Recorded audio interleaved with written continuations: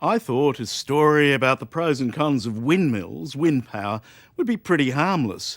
Not in your life. Even before we started filming, the industry was mobilising. A message went out from the Australian Wind Energy Association asking supporters to help stop this story. Well, sorry folks, wind power might be promoted as an answer to global warming, a cheap, environmentally friendly source of electricity, but it's causing one hell of a stink in once peaceful little communities. So far, the industry is not generating much power, but it's certainly generating plenty of heat.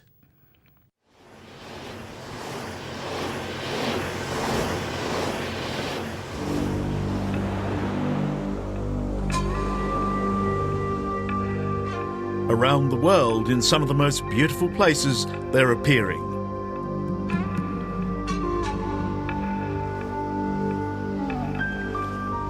On the green coastal hills of Victoria's Gippsland, along the blustery western ridgelines of Britain and the storm-tossed cliff tops of northwest Tasmania, towering turbines are sprouting everywhere.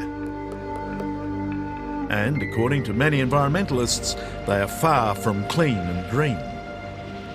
Why are you importing these bits and pieces, sticking them up in the air and looking at wonderful phallic symbol? It's green. It's not green at all. There is nothing green about this landscape, and there's nothing green about these weapons of mass destruction, because basically that's what they are.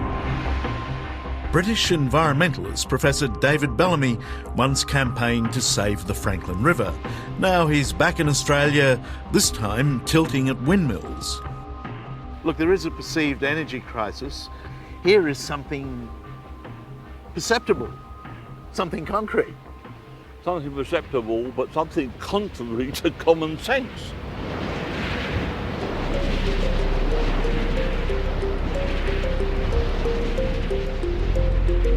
This wind farm at Hrôza in Victoria's South Gippsland is the first of many planned for this lovely coastline. When the wind's blowing, and only when the wind's blowing, these 12 turbines can provide electricity for up to 9,000 homes. But according to Professor Bellamy, they're a blight on the landscape. Because they do chop up birds, because they do spook bats, because they do reduce the value of property, and they screw up the tourist industry. That's what really gets up my nose. But the thing, they don't work. They don't produce enough electricity to make it worthwhile to stuff the landscape and stuff people's lives. Basically, we've been terrorised by these things since they've been up. Terrorised? Terrorised, that's the way. That's the only way I can put it. Steve and Jane Garito live next door to the Hrôza turbines, and they say their intimidating giant presence and incessant low-pitched hum has destroyed their dream of a sea change in these rolling green hills. It's the dripping tap. It just doesn't stop. Yeah, so that noise is there 24 hours a day, this infrasound. Now, it was used in Nazi Germany in the Second World War as an instrument of torture because it is such a depressing, monotonous, continual, overriding beat. You cannot escape it.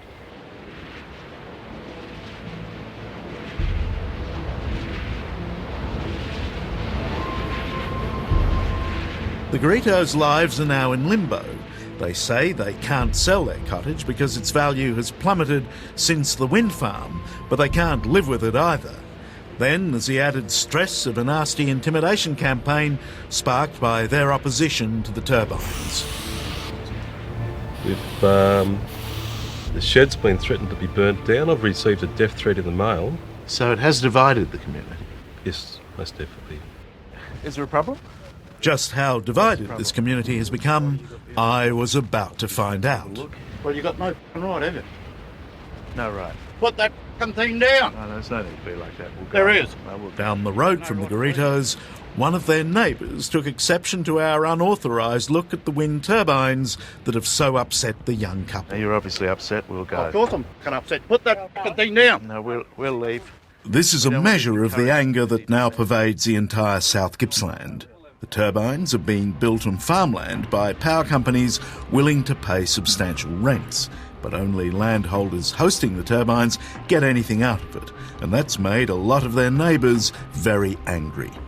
Flog them, beat them, write 1 letter, write 2 letters, write coal, 6. which causes cancer and kills people in the Latrobe Valley. The prospect of many more turbines dominating the entire coastline is further inflaming feelings. At the moment, it is the cheapest form of renewable energy. In this town hall showdown, it's farmer against farmer, local versus local, and even greenie against greenie. Killing, ruining people's life out. And if you think that's green, mate, go back and campaign somewhere else.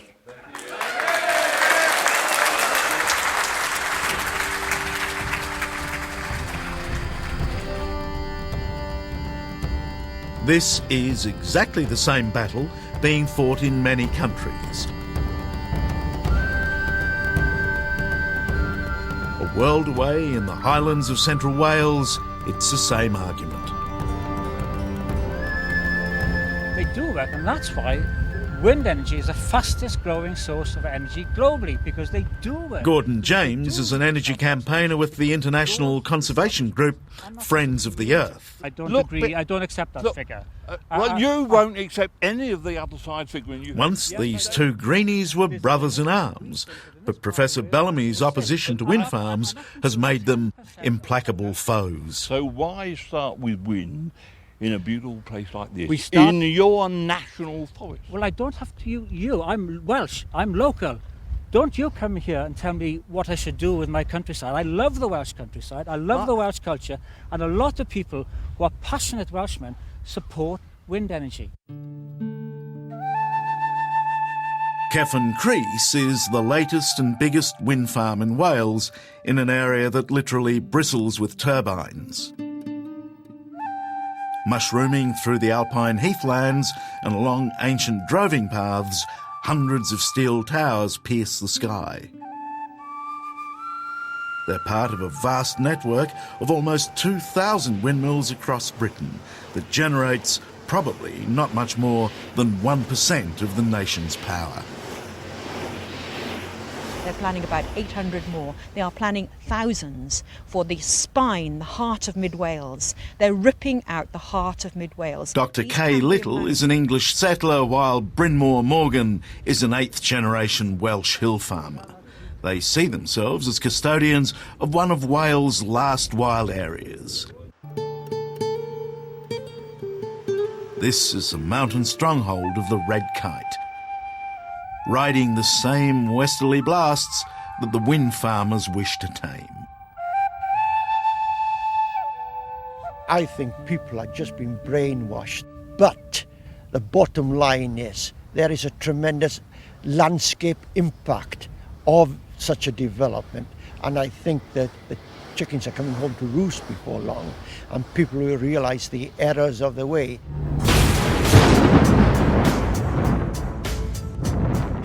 Driving the push for wind power and the government subsidies it generates is the world concern about global warming. Our planet is heating up faster than ever before, and already we're seeing the consequences in wild and erratic weather. Coal-fired power stations have been singled out as a major source of greenhouse gases. If we go on doing what we're doing, we cross a threshold, and once past that threshold, the world just goes on warming up. Even if we become absolutely squeaky clean from that moment onwards, it'll go on warming up so that all the ice of Greenland and much of it in West Antarctica melt. And then most of civilization will be underwater. Now that's the thing that's going to kill not just a few thousand, but probably billions of people. Professor James Lovelock is one of the world's leading environmental scientists. This distinguished British researcher warns the climate clock is already at 5 minutes to midnight. Now, in Australia, we're being told that wind power is one of the answers. I wish it were, but it's not. At the best, wind power can not provide more than a tiny fraction of the energy needs of civilization. It's a nice idea, it looks good, it's showy. I think it's one of those things politicians like, because it can be seen that they're doing something, but in practice it's not really a useful remedy.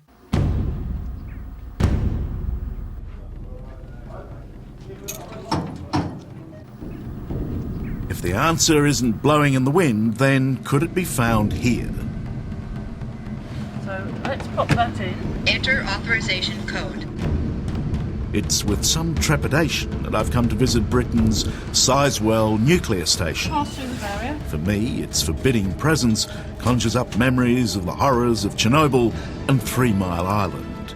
It seems almost heresy to think that here could be a solution to our energy crisis.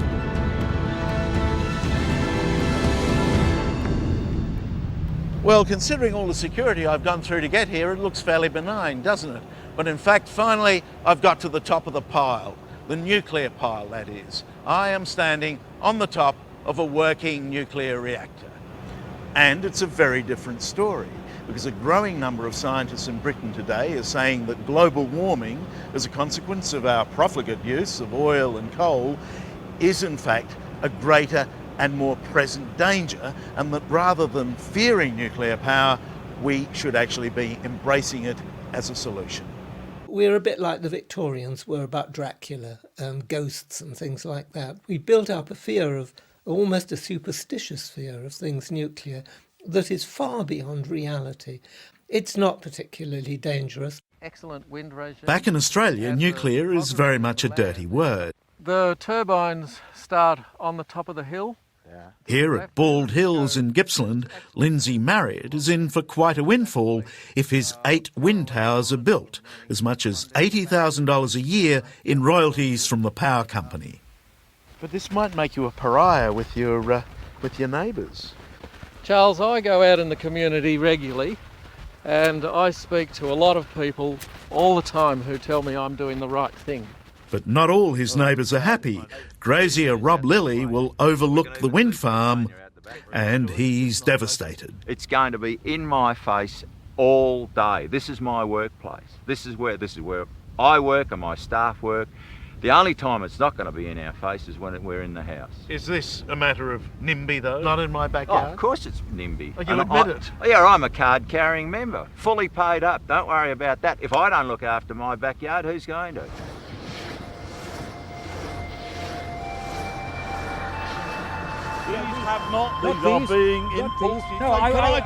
This turbulent debate is far from over, and worldwide the turbines continue their inexorable march across the countryside.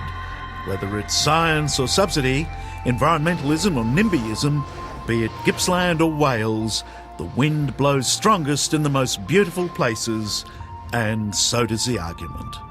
I know Merlin the wizard is no longer here in Wales, but maybe one of these days these constructions, these turbines will just snap in half and come tumbling down on the ground, and by God, that will be hallelujah, hallelujah.